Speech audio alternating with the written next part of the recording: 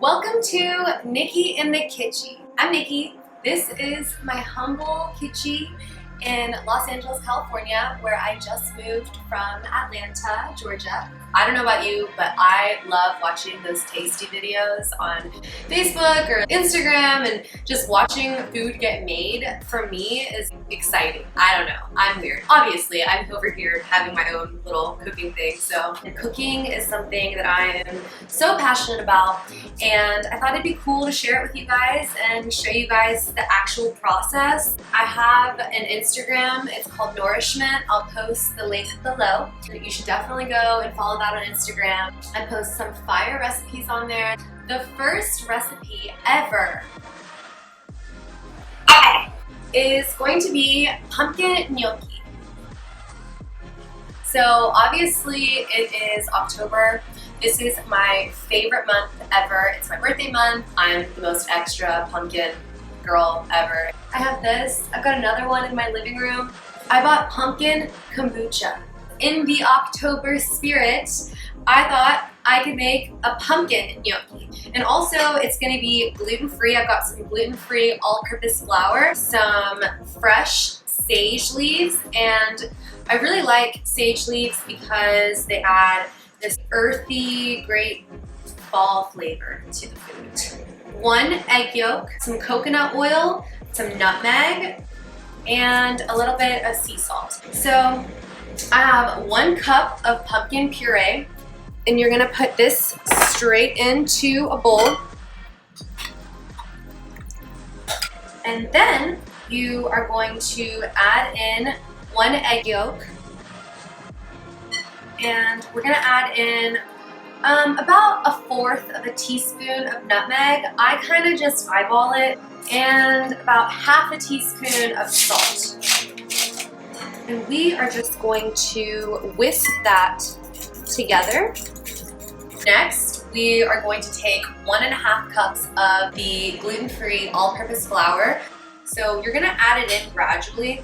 I'm gonna put in a little bit and fold it in. Just because if you put too much flour too fast, it's going to just go all over the place. We're gonna add some more flour.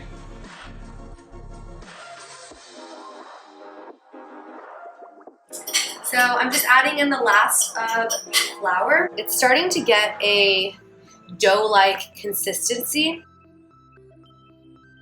It's still kind of sticky, but we're gonna put flour on this board and it's going to stiffen up some more. So let's do that. I am dusting this cutting board with some more flour, and I'm putting a pretty even layer of this on here because our pumpkin was a little bit mushy still. It's about to get messy, but that's okay. And now what I'm just doing is kneading this with the extra flour over here. So we have finally reached a good consistency. Basically, you want it to look like this. It's not falling apart. Our board is covered with flour. So what we're gonna do is divide this into 4 sections. We're going to start rolling them into the actual gnocchi. So the way that I did that was rolling this section into a long strip. Then we are just going to cut 1 to 1.5 inch sections of the dough. I am taking the cut off piece of dough that we took, and I am making a mark with my fork onto the dough. It doesn't have to be perfect. I'm just gonna go through and do this for the rest of them. This is definitely the most tedious part of making gnocchi, but it's worth it, it's cute. So you're gonna do the same thing with each one of these pieces. I have finished rolling and cutting all of the gnocchi. We are ready for the next step. We're gonna put all of these in a boiling pot of water. You're just gonna put them in with something gentle so they go in slowly instead of plopping inside of the bowl. Wait until it floats to the top. And once it floats to the top, you take it out and put it on a paper towel. So we're gonna do that. So I'm just gonna do these one at a time, or several at a time.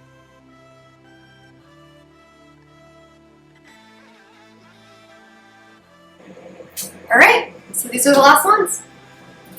I've got my gnocchi in the pot, and they are going to cook until, like I said, until they float to the top. So they're naturally going to float themselves, and that's how you know when they're done. Our next step after this is we're going to saute them with the sage, actually, and a little bit of garlic too. And we can really get those flavors coming out, get a nice crisp gnocchi, and then we're done. So stay tuned. Here is the gnocchi straight out of the boiling water. I've got about 4 tablespoons of coconut oil that I am melting onto this cast iron. Chopped up 2 cloves of garlic. We're going to take our sage just straight in the pan because we are trying to extract all of the flavor in the sage that we can. And let that simmer for just a couple minutes. I think we're ready to add in the gnocchi, and I'm just going to take them with my fingers and just place them inside the cast iron.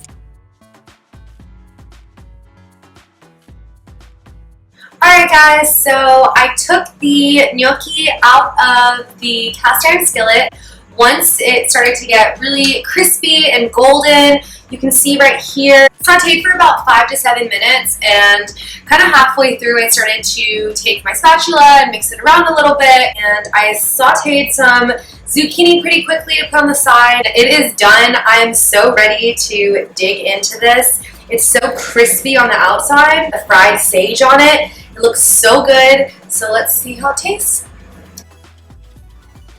It's like the perfect, soft, pillowy texture when you bite into it, but on the outside it's still pretty crispy and really yummy. Thanks for sticking around to watch how this was made. I hope you enjoyed it. Comment, like, and subscribe Niki in the Kitchi to keep up with new videos that I post, and can't wait to see you guys next time.